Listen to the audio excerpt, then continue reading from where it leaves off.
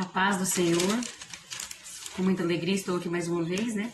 Para trazer mais uma lição da Escola Bíblica para vocês. Eu sou a Kellen Cristina, superintendente, professora da Escola Bíblica aqui no povoado de Mangueiras, Igreja Assembleia de Deus, Madureira, Campo de Turvânia, com o pastor presidente, pastor Uida Marques Luiz de Oliveira e o pastor local Emanuel Bueno. E nós estamos hoje na lição de número 10, né? Chegando à reta final aí de mais um trimestre abençoado, de muito aprendizado pela graça de Deus. E a lição de número 10 traz por título O perigo da crise emocional no exercício do poder.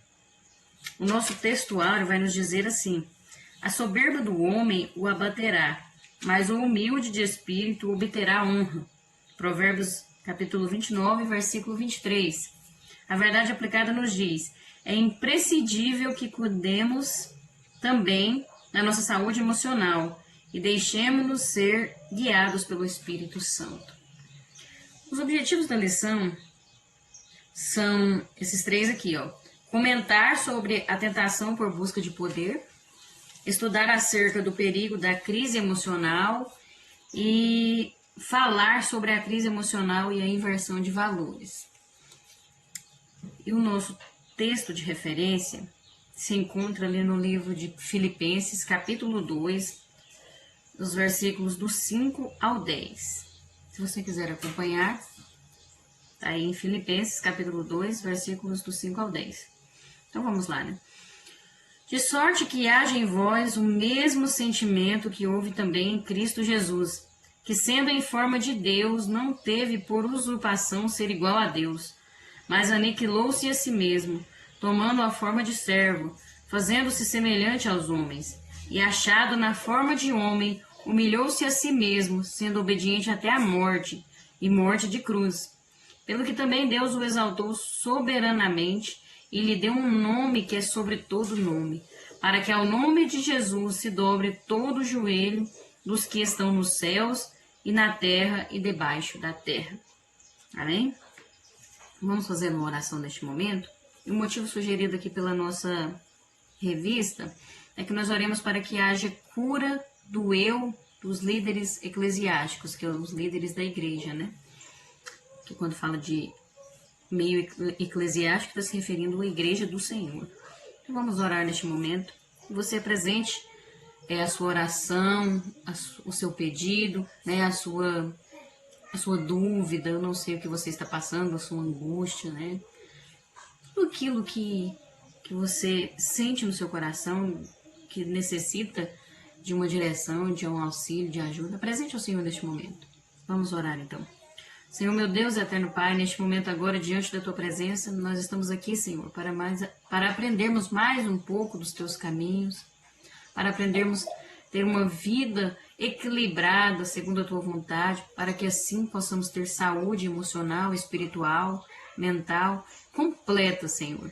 E neste momento nós queremos que o Senhor venha abençoar, que seja curado o eu, né, aquele por dentro ali dos líderes eclesiásticos, dos pastores, líder de jovens, obreiros, todos aqueles que têm um ministério, Senhor, que estão aí na direção de alguma coisa no teu ministério, no caminho do Senhor, que o Senhor venha estar na direção, curando, Senhor, o eu, tirando todo o orgulho, toda a soberba, tudo aquilo que impede a pessoa de fazer a tua obra da forma que o Senhor deseja, tudo aquilo que afasta, Senhor, nos afasta de Ti, que o Senhor venha estar nos curando, nos libertando. Eu peço também que o Senhor abençoe cada vida que está aqui, assistindo esse vídeo, apresentando a sua oração. Eu não sei o que se passa nessas vidas, mas o Senhor é o Deus que sonda os corações. O Senhor é o Deus que sabe todas as coisas. E o Senhor sabe o que é melhor para cada um. O Senhor é o Deus que provê a cada um aquilo que ele necessita. Eu peço que o Senhor entre com providência e venha estar abençoando cada vida agora neste momento. Em nome de Jesus nós te pedimos e agradecemos. Amém. Amém, né? Que bênção, glória a Deus. Então vamos lá. Hoje a lição vai abordar sobre a crise emocional gerada no exercício do poder. É preciso ter muito cuidado com as constantes investidas do maligno Também é preciso ter atenção com a saúde emocional. E se nós tivermos um viver guiado pelo Espírito Santo em todo o tempo, nós vamos ter vitória sobre todas essas coisas aqui. Mas é importante também observar, essa lição aqui, às vezes você pensa assim, é a crise emocional no exercício do poder, então não serve para mim, eu não sou pastora, eu não sou líder, eu não tenho nenhum cargo na igreja, eu não faço nada. Aí é que se engana, porque essa lição ela não é voltada só para pastores, líderes, só para quem está exercendo o ministério na igreja, mas é para todas as pessoas, todos. Pois as lições da Escola Bíblica Dominical são para nos treinar para o serviço cristão. São para aqueles que são discípulos de Cristo. Isso aqui é um preparo para a nossa vida. E nós vamos aprofundar aqui na lição, que nós vamos entender o porquê que isso também é importante para você que está achando que isso aqui não serve para você. E na verdade serve para todos nós. Nós vemos lá em Efésios capítulo 4, verso 12, fala dos dons espirituais, que esses dons não são só para a gente sair exibindo por aí, para sair usando eles e pronto. Não, os dons espirituais, eles são para o nosso aperfeiçoamento. Então isso aqui vai ser para o nosso aperfeiçoamento. Então é importante nós também estarmos atentos a essa lição aqui, que vai ser de grande importância para a nossa vida. Nós vemos que o título fala de exercício do poder. Sobre esse poder aqui, nós podemos considerar ele como a capacidade de influenciar ou de induzir o comportamento de outros, outras pessoas. É o poder considerado aqui, porque o reino de Deus é diferente das coisas do mundo. E nós vamos entender melhor ao longo dessa lição. No tópico 1, vai falar sobre a tentação por busca de poder. Aqui vai focar sobre praticamente uma das maiores tentações do ser humano, a busca do poder e o desejo de conquista. Isso é uma coisa que está dentro do ser humano, Mas o poder não vem do ser humano, o poder vem de Deus. E nós vamos ver aqui, entender melhor isso, Quando o ser humano tem essa busca de poder, esse desejo de conquista, que é algo muito forte, ele quer a qualquer preço, qualquer custo, mesmo passando por cima da sua própria saúde emocional. Ele quer ter esse poder, ter esse desejo de conquista. Mas só porque, como eu disse, o poder ele vem só de Deus. E a origem do poder vem de Deus, e é somente Ele que detém todo o poder. Todo o poder está nele. Ele é o único que possui o atributo de onipotência. O Deus criador de todas as coisas. Onipotência quer dizer que é aquele que tem todo o poder. Então ele é onipotente, Somente Deus é onipotente. No tópico 1.1 vai falar disso. Davi afirma ali no Salmo 62:11 que o poder pertence a Deus. Ele diz assim: uma coisa disse Deus, 2 vezes a ouvi, que o poder pertence a Deus. Só o Senhor tem o poder de criar, de preservar aquilo que Ele criou, de governar, de salvar, de julgar, de livrar, e também o poder de destruir totalmente. Está somente nele. E quando nós falamos isso, nós estamos afirmando que só Deus é onipotente. E é uma realidade, Só Ele é onipotente, onipresente, onisciente. Ele é tudo. Dele emana todo o poder. Dele é que deriva todo tipo de governo e todas as coisas. Tudo vem dele. O salmista Davi também afirma, ali no Salmo, ele afirmou também, dizendo assim: tua é, Senhor, a magnificência e o poder, e a honra, e a vitória, e a majestade.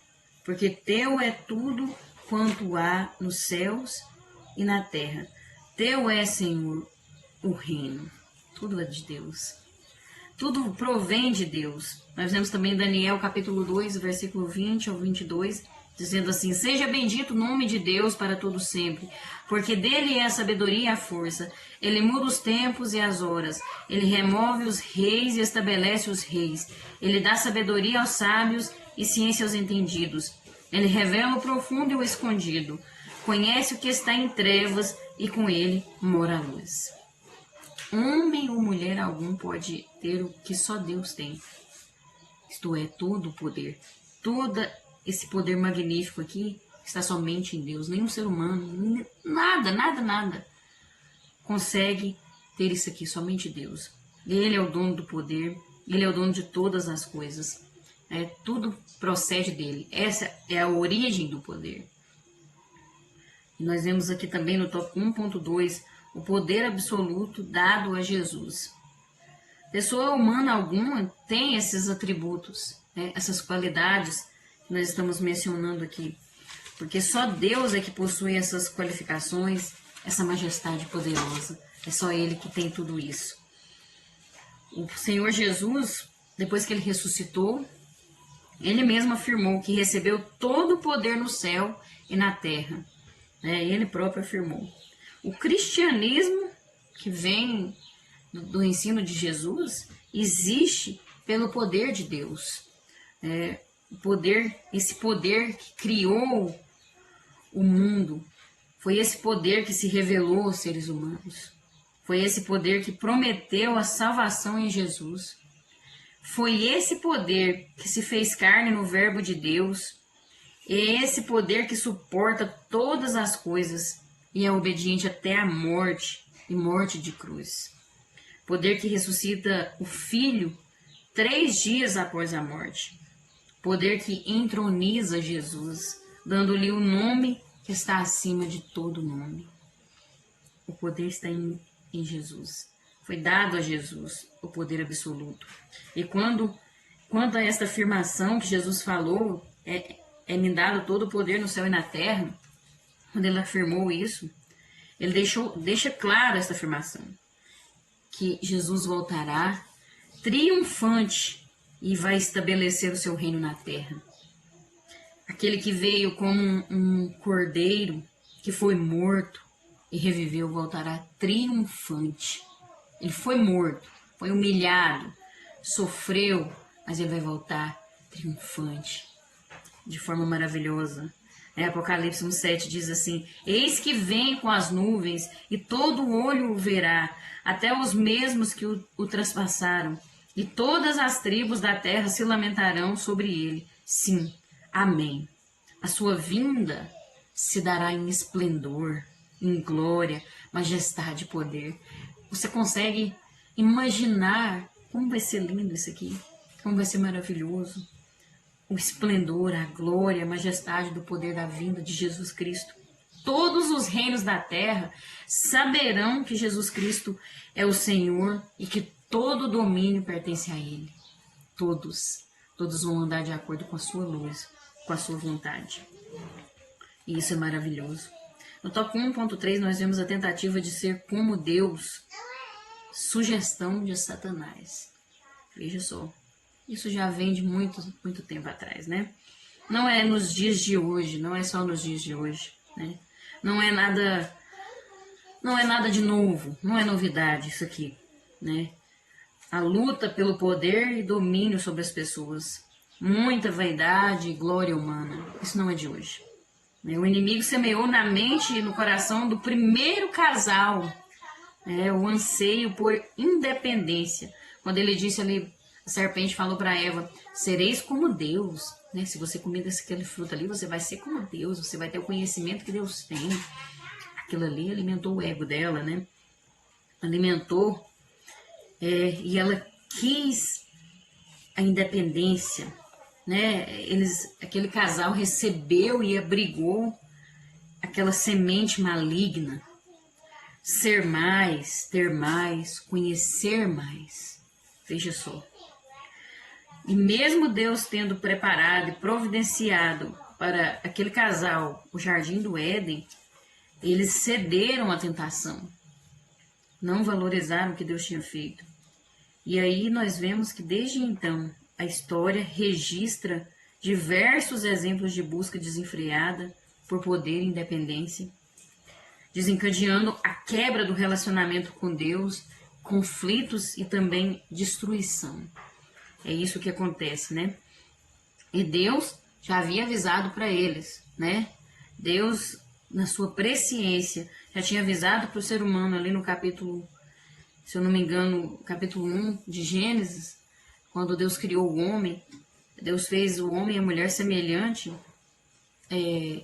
a ele, né? O homem é semelhante a Deus. Mas aí Deus deixou bem claro ali para eles: vocês são a imagem de Deus, vocês são a semelhança de Deus. Eu te dei, Deus deu para o homem domínio sobre as coisas, poder para eles, né? Dominar, né? Cuidar da terra, deu capacidade para o ser humano. Mas ao mesmo tempo, quando Deus falava tudo isso, mostrava tudo isso para eles, né? Vocês são a imagem de Deus, semelhança de Deus, você tem inteligência, você tem capacidade, mas você não é Deus. Você não vai nunca ser como Deus. E então Deus já sabia o que ia acontecer. E já estava alertando o ser humano com relação a essa situação. Nós vemos ali também em Judas, no livro de Judas, a sugestão maligna que continua acometendo corações humanos, né? Isso continua. Foi desde a queda do homem, e isso é uma coisa que vem do ser humano mesmo, né? Esse desejo por poder, esse orgulho, né? Essa soberba. E isso vem atingindo os corações humanos, que são entregues à vaidade, ao desejo enlouquecido de poder. Do ponto de vista técnico, um síndrome é a conjugação de várias causas e sintomas, formando um conjunto de coisas amplas, às vezes impossível de uma análise maior. Não dá para analisar de forma concreta ali. Mas o fato é que tudo inicia no coração, onde a vanglória e até a inveja acham abrigo e as ações passam a externar, né? Vai para fora. A pessoa bota para fora o que já está estabelecido no interior. Então nós temos que ter muito cuidado, porque é somente Deus que tem o poder, todo o poder está nele. Ele que tem o poder de criar, de preservar aquilo que ele criou, de governar, de salvar, de julgar, de livrar e de destruir totalmente. Tudo isso está nele, né? E nós vamos ter que enfrentar muitas vezes nós mesmos contra esses desejos que o ser humano adquiriu desde o princípio. Amém? Tópico 2, nós vamos ver sobre o perigo da crise emocional.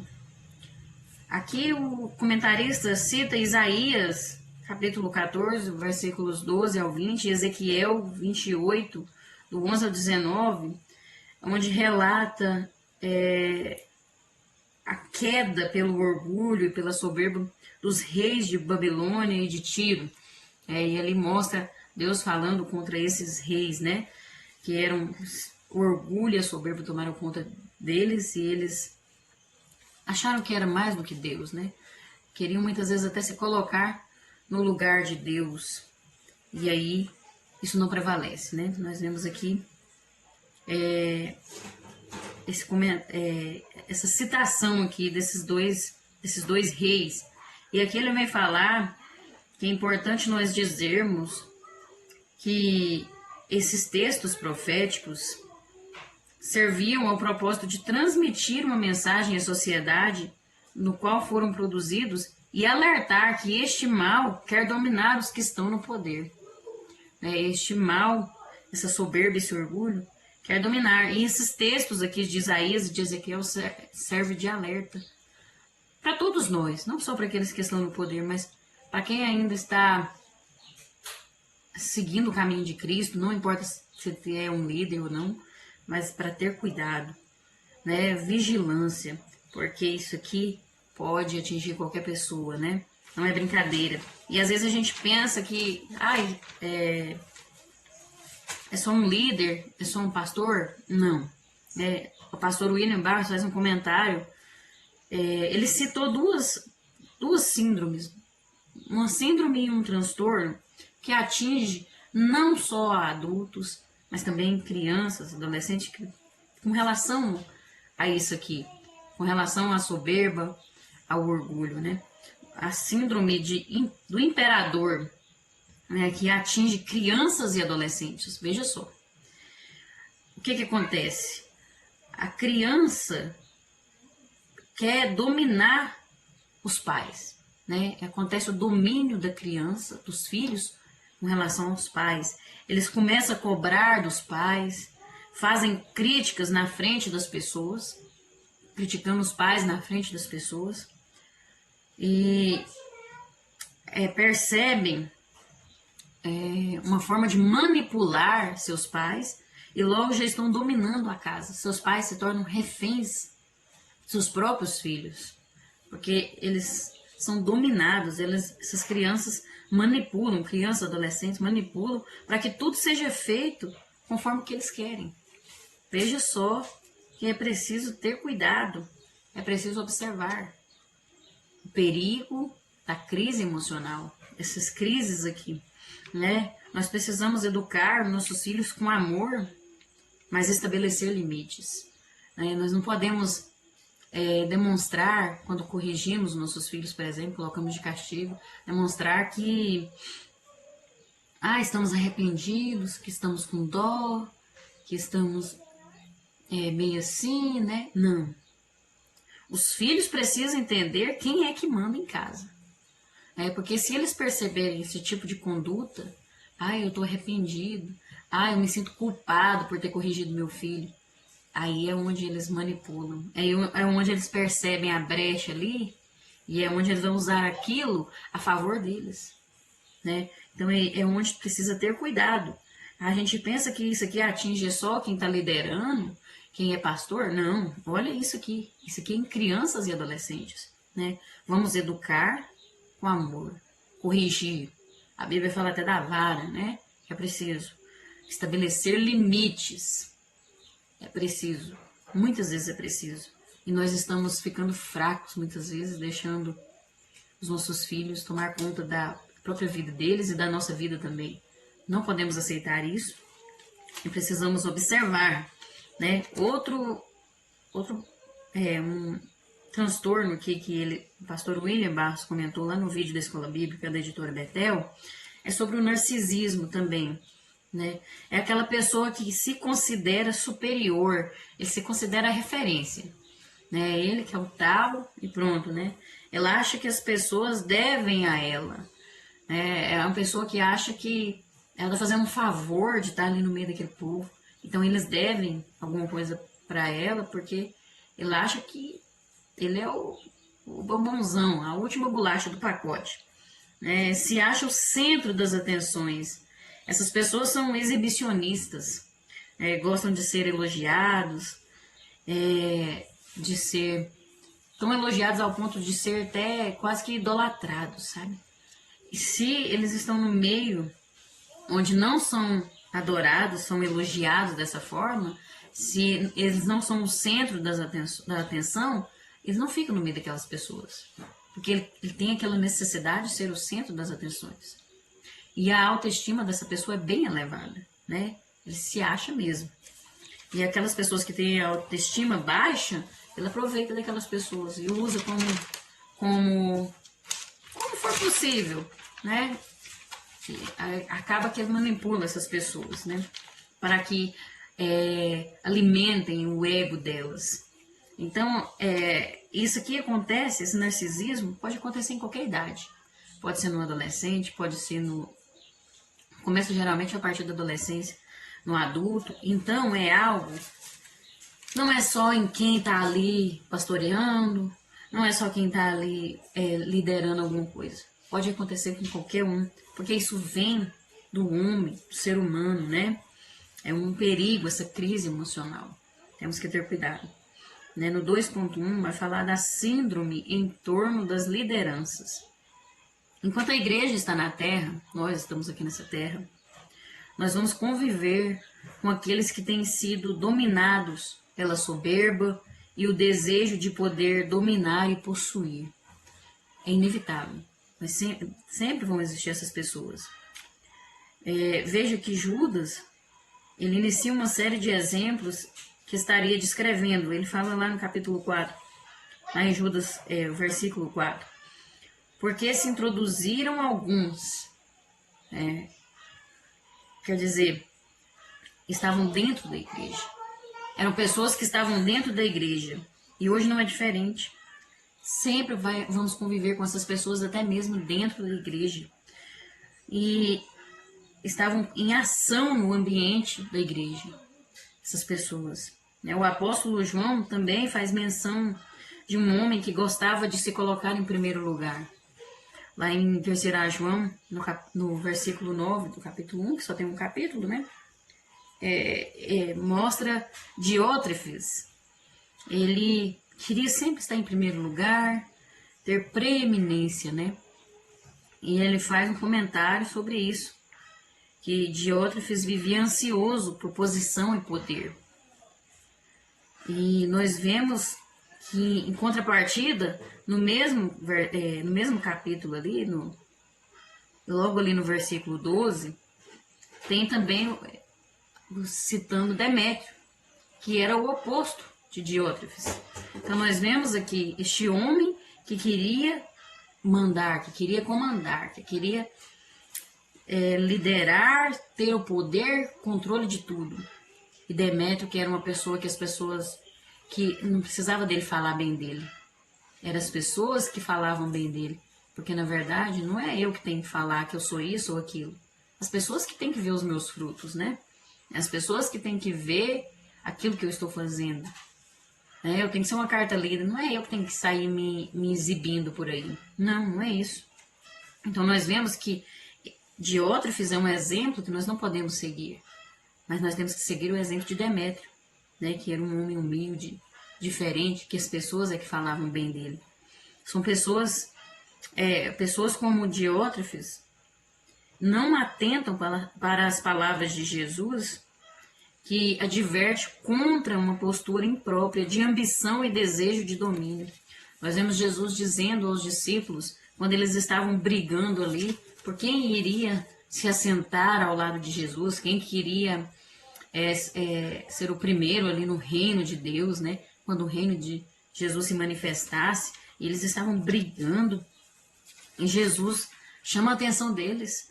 E aí nós vemos lá em Marcos que Jesus fala que o discípulo dele tem que agir diferente dos governos e líderes desse mundo. Nós vemos como que é o jeito que as pessoas dominam esse mundo, né? Como que é o governo, como que é as lideranças desse mundo. E Jesus alerta aqui que o discípulo de Cristo tem que ser diferente. E ele vai falar assim, quem quiser ser importante, que sirva os outros. E quem quiser ser o primeiro, que seja escravo de todos. Porque até o Filho do Homem não veio para ser servido, mas para servir e dar a sua vida para salvar muita gente. Veja só, o que Jesus estava alertando aqui, né? Que nós temos que ser dessa forma.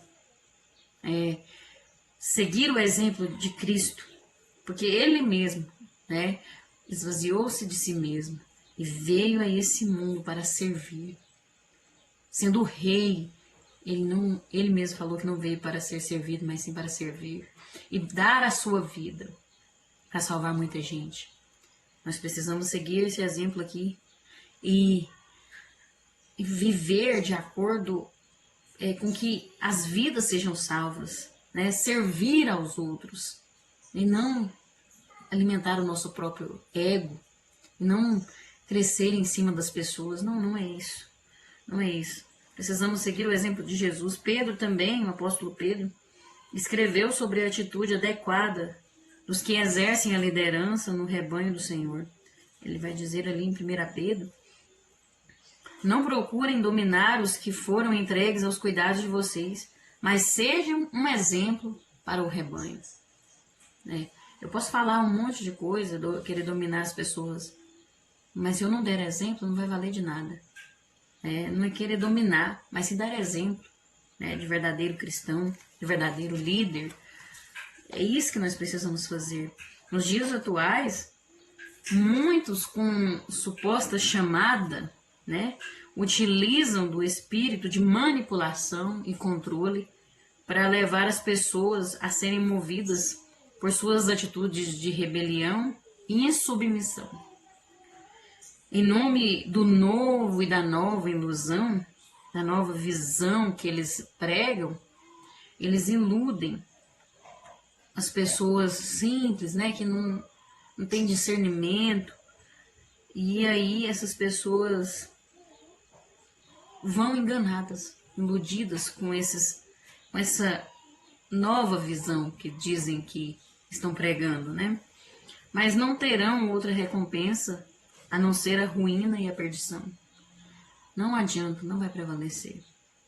Essas pessoas seguem esses caminhos, tentam levar pessoas por esses caminhos, mas o que espera por eles é só a ruína, a destruição e a perdição. O melhor que eles têm a fazer é arrepender-se e voltar ao Senhor, se humilhar perante Deus e reconhecer o verdadeiro caminho da salvação. É isso que tem que fazer. Nós vemos aqui um exemplo no tópico 2.2 do caso de Saul, né? Saul, nós vemos a história de Saul ali no livro de 1 Samuel, que ele tinha tudo para ser um homem de sucesso. Começou bem, mas terminou mal. Tinha tudo, mas foi um fracasso, infelizmente. Suas decisões foram desastrosas e desastradas, porque ele tropeçou nas suas próprias pernas. Infelizmente. Nós vamos ver aqui que Saul, ele tinha uma boa aparência, ele era o mais alto entre todos ali, os jovens, era o mais bonito, né? Ele pegava nos outros do ombro para cima, ele era o mais alto, né? Ele era moço, tinha saúde, vigor, força e disposição, era um jovem bem aceito socialmente. Além disso, ele tinha uma ótima condição financeira, né? Lá em 1 Samuel 9:1 diz que o pai de Saul era rico e importante. Então ele tinha praticamente tudo para dar certo, né? Tinha estabilidade financeira, era bonito e rico, e ele também tinha privilégios. O maior desses privilégios foi ele ter sido escolhido rei de Israel em resposta ao clamor do povo. Ele foi ungido por Deus. Outra característica que nós vemos em Saul é que ele era humilde em seu começo de vida. Veja só que, segundo as palavras dele mesmo, do próprio Saul, ele se sentia indigno de ocupar o cargo de rei, tanto que no dia da coroação ele se escondeu no meio das bagagens, porque ele não se sentia digno de ocupar aquela posição. Então ele era humilde no seu início ali. Ele tinha relacionamento com Deus no início da sua vida. Verdadeiramente ele tinha.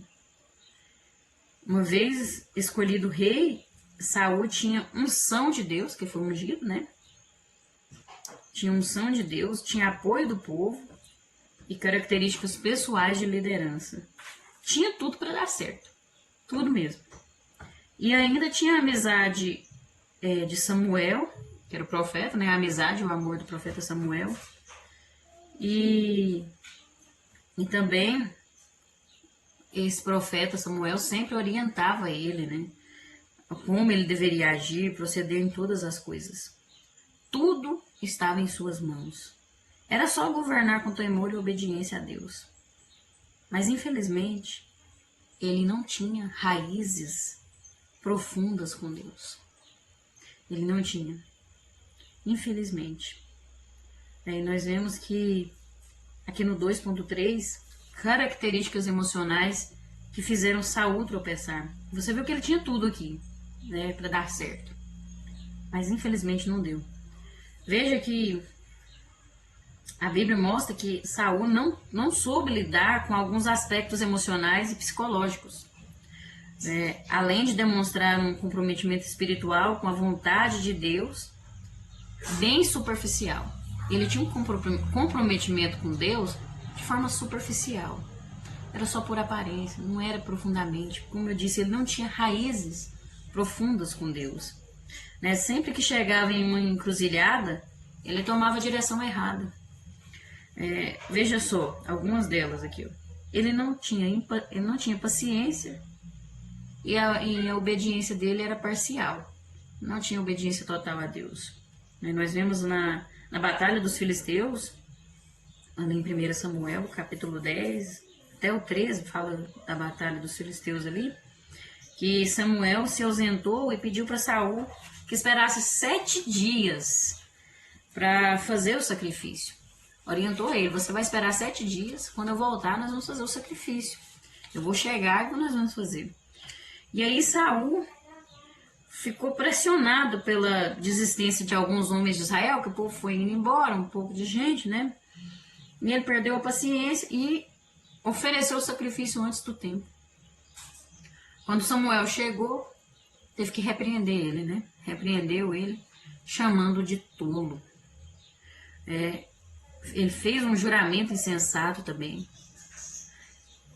Ele também procurou, tem um outro texto da Bíblia que mostra que ele procurou até mesmo uma espírita lá, uma mulher espírita, né? Não procurou, não estava confiando mais em Deus, né?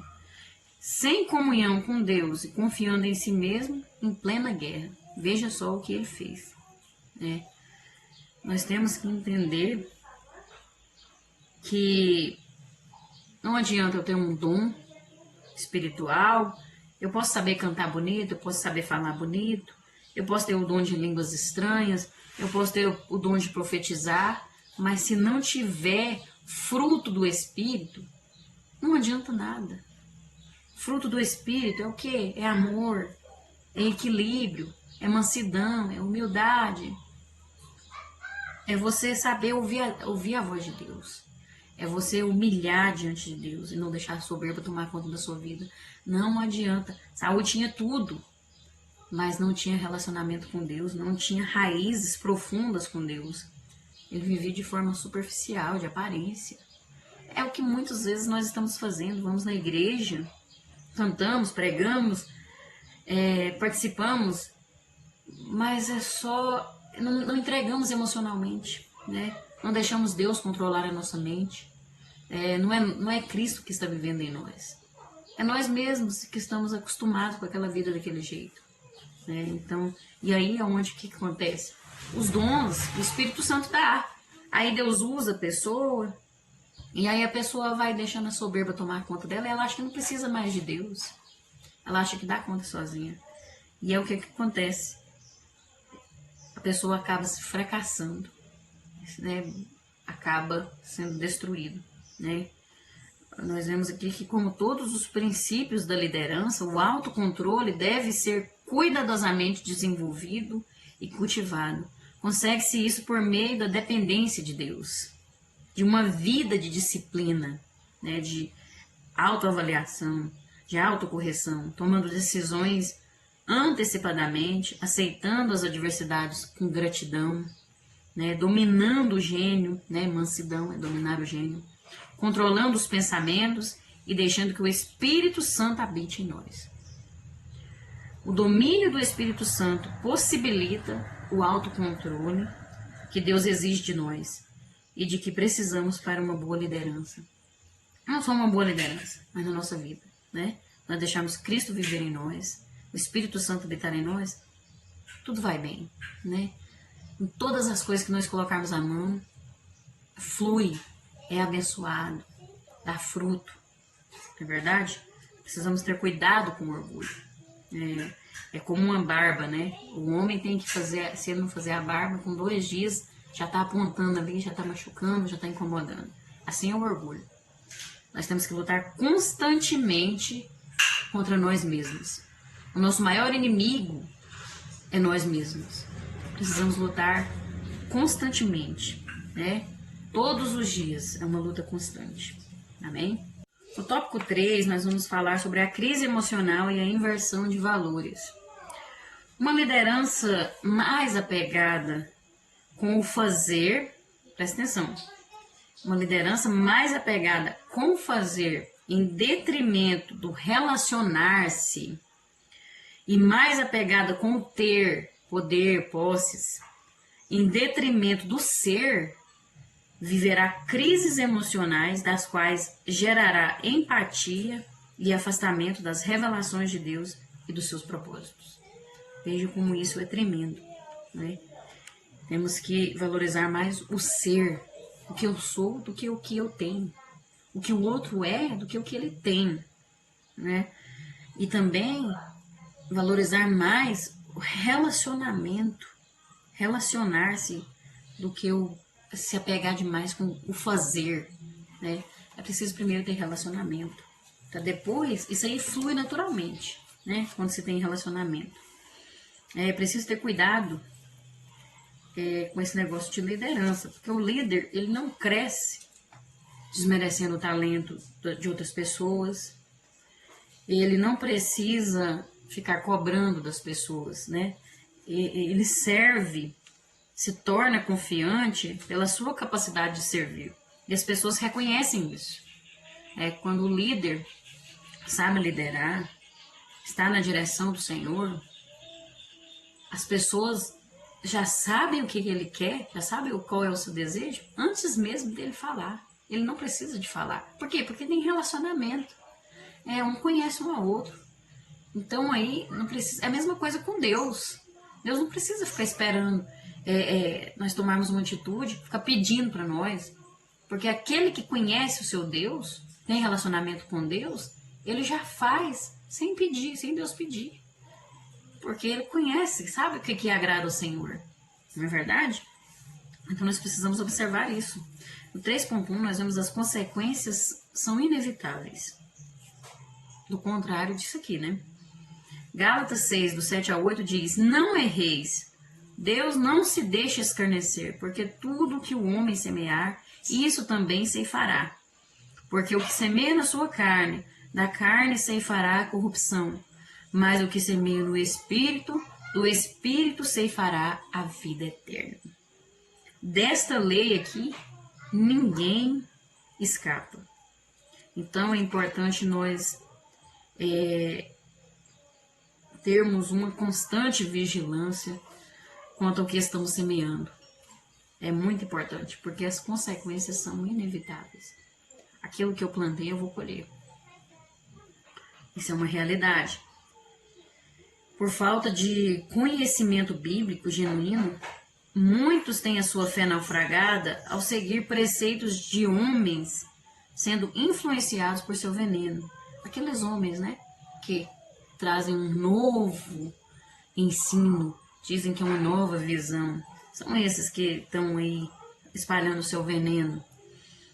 Quando percebem que a sua vida, essas pessoas que são enganadas por esses homens, quando elas percebem que a sua vida está caminhando em círculo e sendo marcada com perdas e danos, logo essas pessoas abandonam esses homens e procuram voltar à sua igreja de origem e caminhar em obediência. Porque elas veem que não faz sentido aquela vida que estão levando, né? Estão andando em círculo, porque o que eles estão colhendo não é coisa boa. Porque esses homens estão ensinando somente a plantar de forma errada, somente a plantar o que não presta, né? Ensinando o caminho errado. E é onde essas pessoas, graças a Deus, ainda tem uns que abandonam isso aí, voltam, procuram voltar às suas igrejas de origem e procuram caminhar em obediência. Porque os que fazem isso vão ter consequências positivas, vão ter uma colheita abençoada, né? Porque estão plantando bem, estão plantando de forma correta. No 3.2 nós vemos os efeitos da crise emocional na liderança geram sequelas. Veja só, sequelas desastrosas.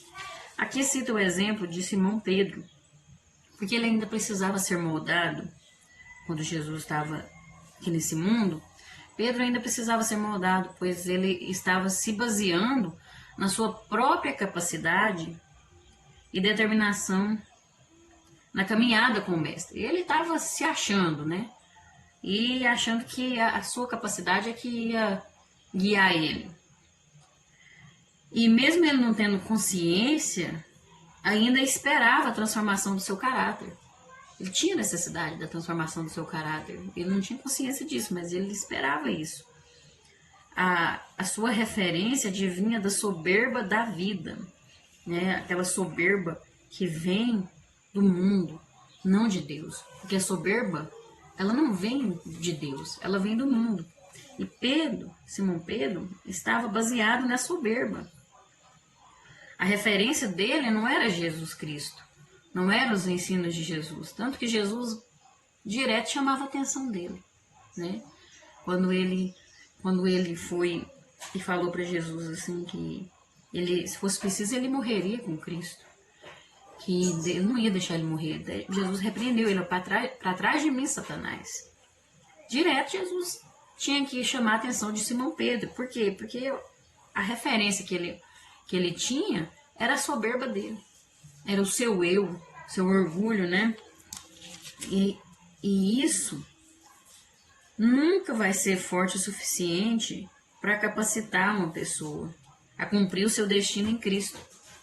Isso não ia acontecer na vida de Pedro se ele seguisse o orgulho, porque ele não é suficiente. Se não for removido o orgulho, ele pode destruir as nossas vidas. Assim como ia destruir a vida de Pedro, também poderá destruir a nossa, se nós não removermos o orgulho da nossa vida.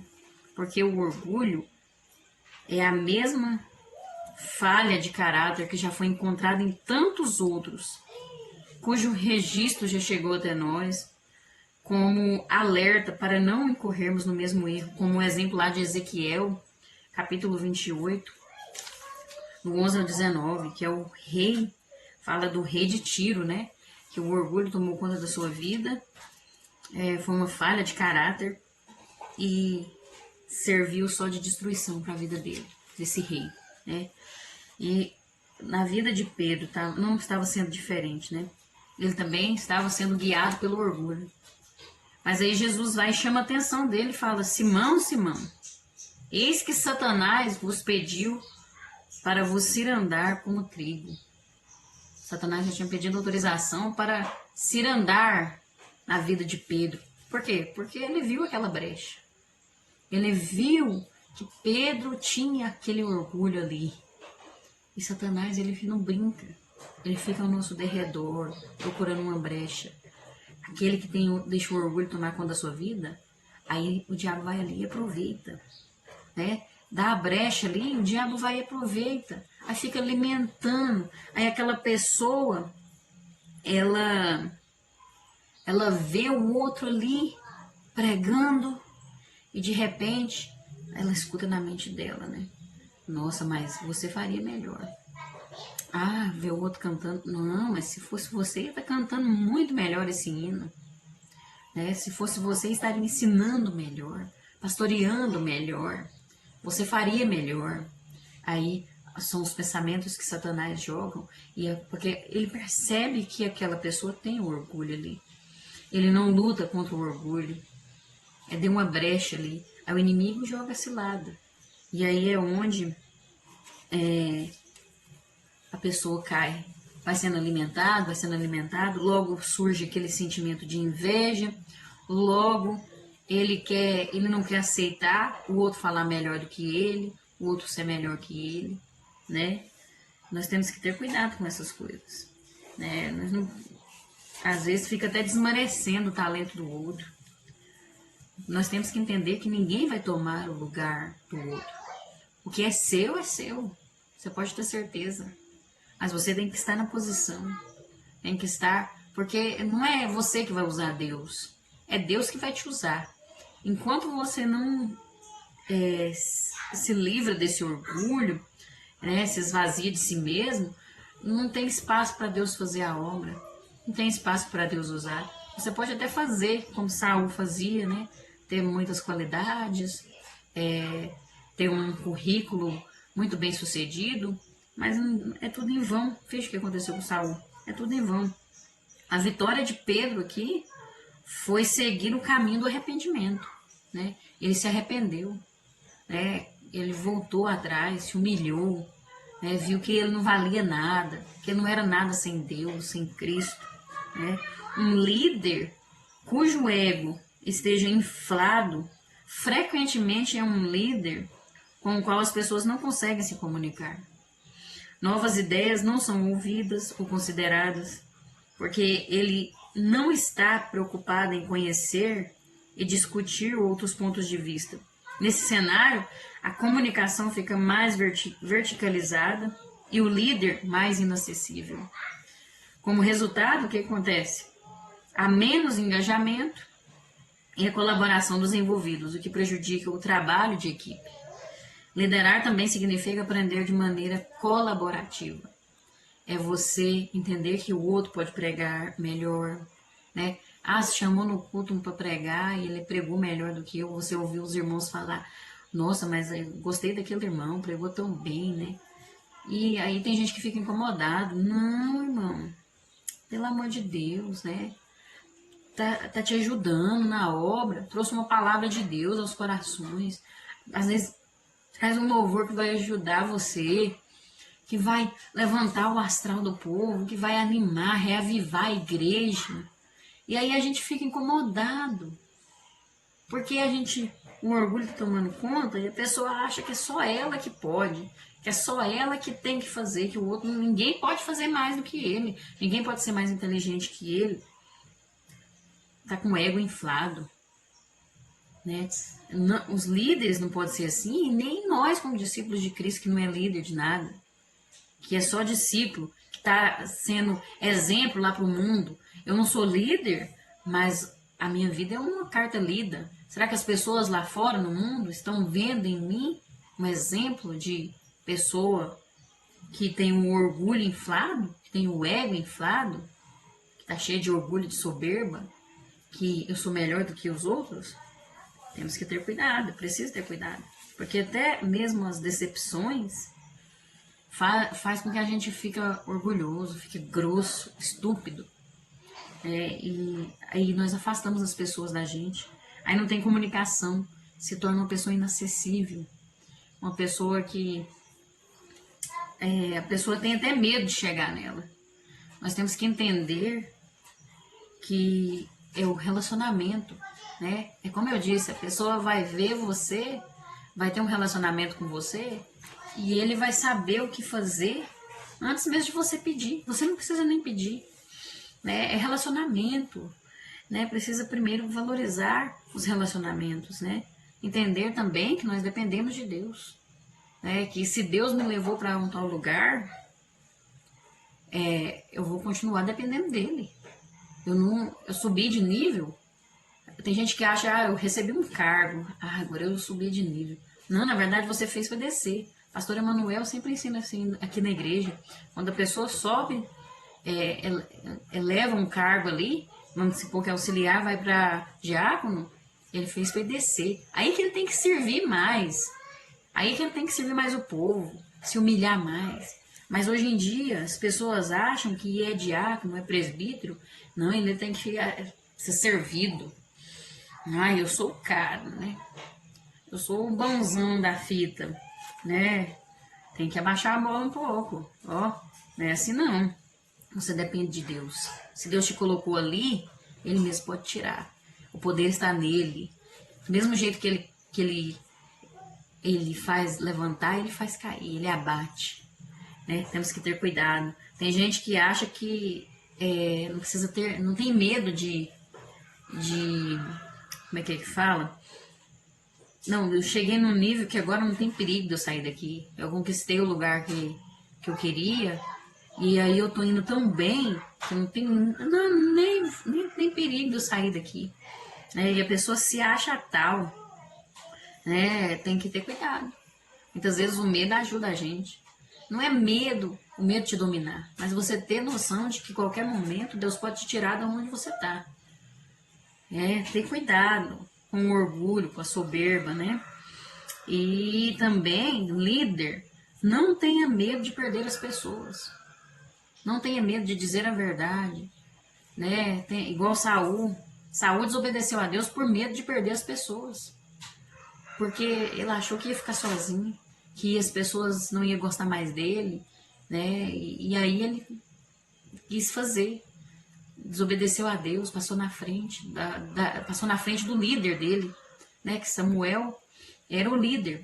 E outros passam na frente do pastor, do seu líder, achando que tem que fazer aquilo e pronto, porque senão vai perder o irmão, a igreja vai acabar, não, ele vai perder o cargo. Não, não. Fica na obediência, fica debaixo da obediência de Deus, da obediência do seu pastor, do seu líder. Tem a hora certa para tudo.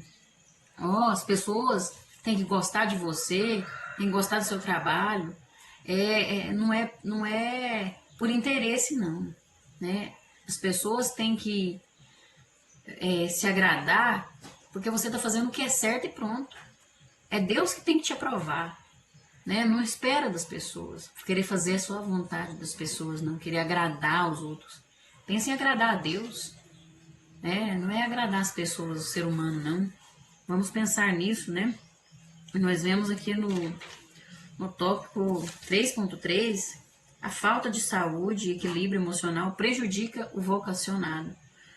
É que aqueles que são chamados por vocação, né, para fazerem a obra, que a palavra de Deus diz assim, que governe bem a sua própria casa, tendo seus filhos em sujeição com toda modéstia. Porque se alguém não sabe governar a sua própria casa, terá cuidado da igreja de Deus? 1 Timóteo, capítulo 3, do 4 ao 5.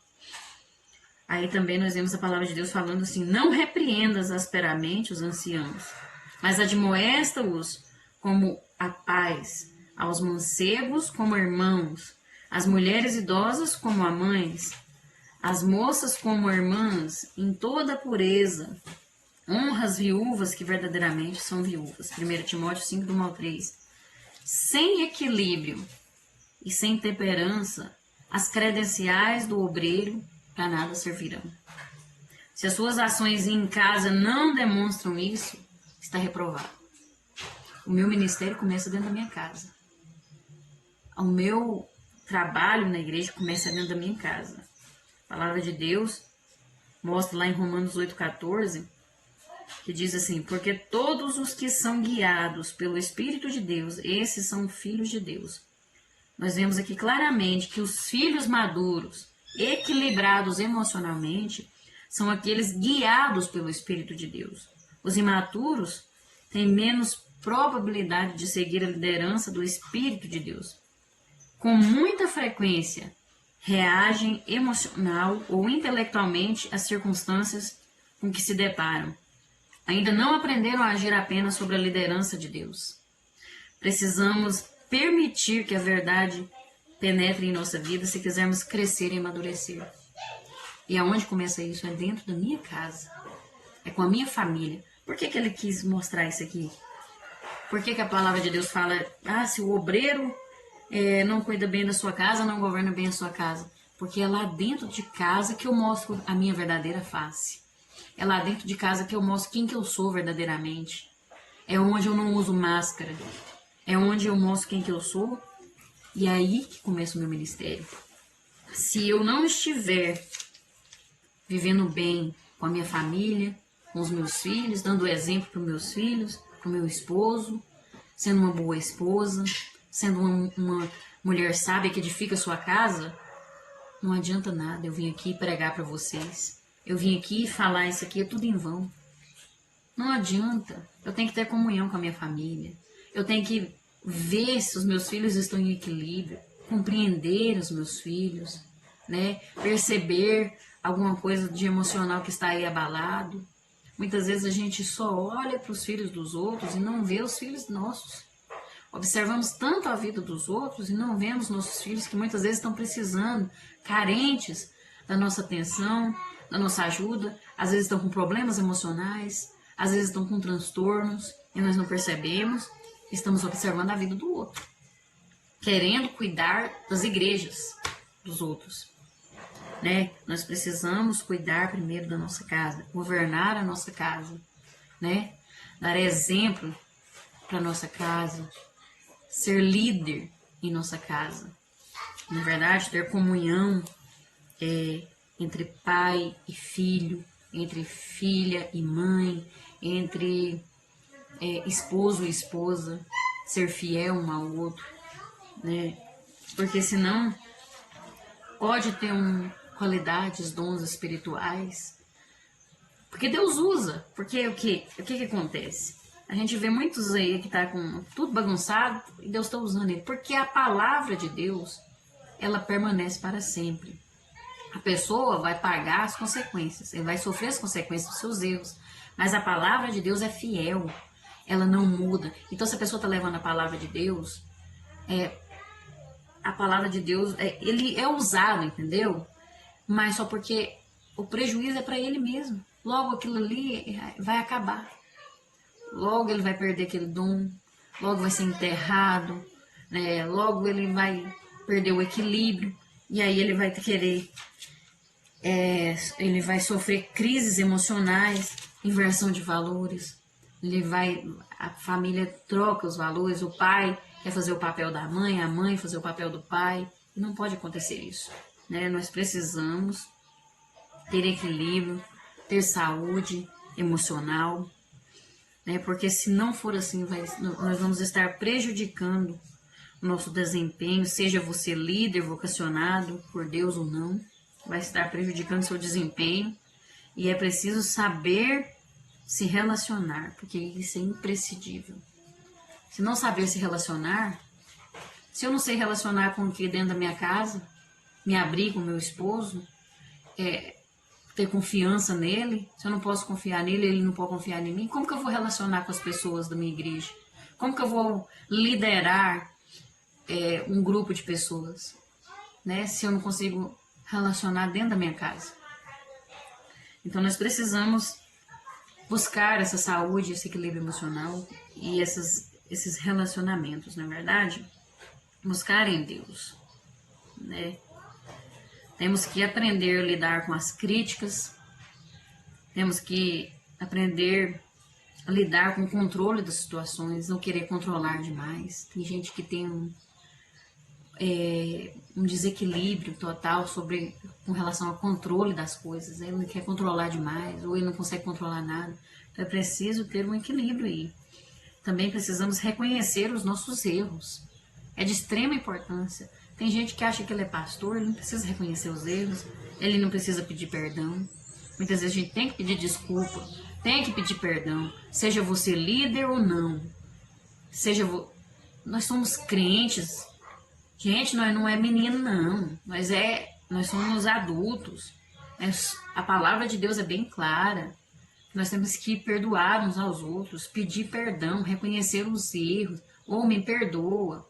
Primeiro começando dentro da nossa casa, né? Com os nossos filhos, com o nosso esposo, com o nosso cônjuge.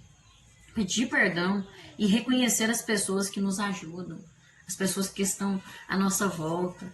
Não por interesse, não por aquele que pode me oferecer algo, mas pelo que a pessoa é.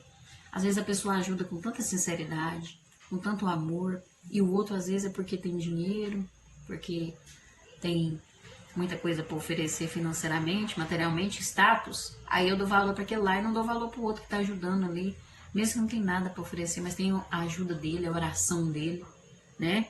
Então nós precisamos ter cuidado com essas coisas, né? E para concluir, a relação entre poder e saúde emocional merece atenção especial. A receita contra isso é a dependência da boa, agradável e perfeita vontade de Deus. É pensar com moderação acerca de si mesmo, viver uma vida em paz e não se deixar levar pelo orgulho e pela tentação do poder. Que haja em nós o mesmo sentimento que houve também em Cristo Jesus, né? Por exemplo, lá em Filipenses, o nosso maior referencial é Jesus Cristo, que mesmo sendo Deus, não teve por usurpação ser igual a Deus, mas esvaziou-se de si mesmo, tomou a forma de homem, né, de servo, fazendo-se semelhante a homens. e não se achou. Ele se humilhou. Que nós possamos também ter esse mesmo sentimento. Quando o orgulho começar a surgir na sua vida, lembre-se de Jesus. Lembre-se dele. Lembre quando você conquistar algo, aquilo que você tanto deseja, que você tem orado e Deus te der. Tome cuidado como você vai lidar e como você vai viver isso. Lembre-se de ter o sentimento que houve também em Jesus Cristo. E nós vemos, para finalizar, os grandes são aqueles que se cercam dos melhores. Né? Não se ache melhor que os outros, que não precisa dos outros. Você precisa. Senão Deus não tinha feito pessoas com capacidade, com inteligência, com sabedoria. Né? Os grandes, eles estão cercados dos melhores. Amém? E que Deus abençoe vocês, que o Espírito Santo fale melhor ao coração de cada um. Fiquem na paz e até a próxima, se Deus assim nos permitir, se Jesus não tiver voltado. Amém?